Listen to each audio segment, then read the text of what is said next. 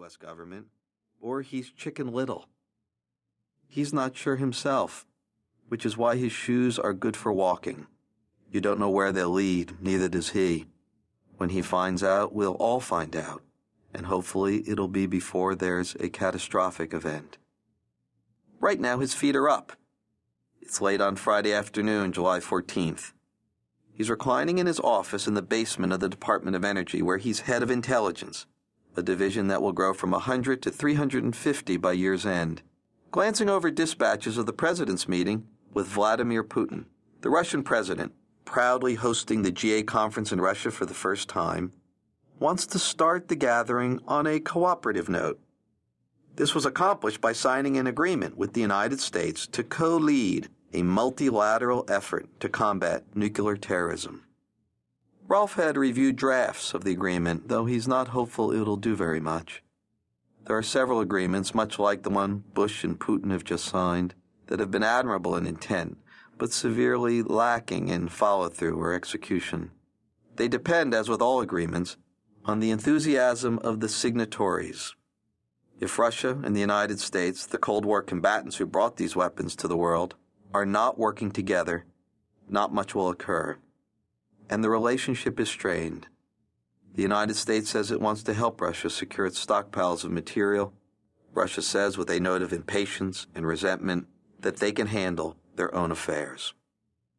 Rolf, who did 2 tours for CIA in Moscow and helped catch moles like Aldrich Ames, doesn't draw much comfort from Russia's assurances. He knows too much.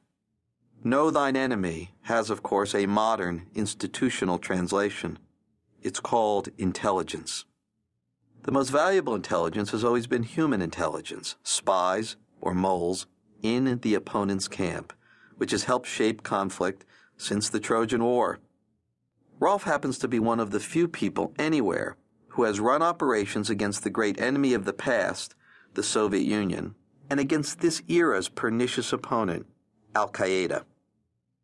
He thinks almost every day about the many lessons the United States learned in decades of recruiting and managing Russian spies, and if any of those hard-won lessons might be relevant right now.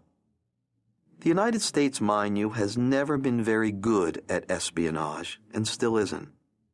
America has developed only 3 spies inside the Al-Qaeda network since 9/11.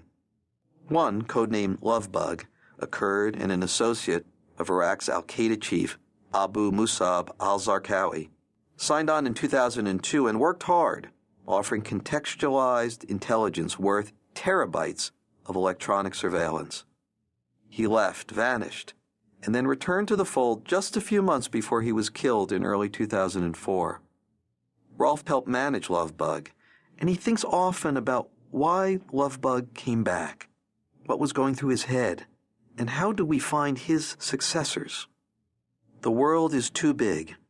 Destructive materials are too widely available, and the footprint of a terrorist cell, maybe only a few guys in some apartment, is just too small.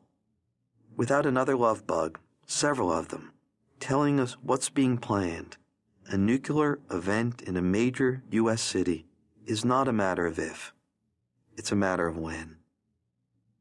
If you want to walk in Rolf's shoes, you're going to hear a lot about walking in the shoes of his top priority other, namely young Muslim men whose decisions one by one are driving global events.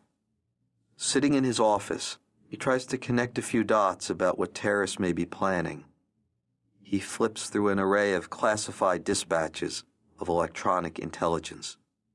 He looks over interrogation transcripts from Guantánamo Bay. He knows more surely with each passing minute that we are blind without moles, that Al-Qaeda is looking for uranium, and there's plenty of it out there. With as little as 35 pounds, a sophisticated terrorist group could build a Hiroshima-sized bomb. We'll never see it coming. That's why he can't sleep. He calls his wife, tells her he'll be home late, asks what his teenage girls are up to on this Saturday night.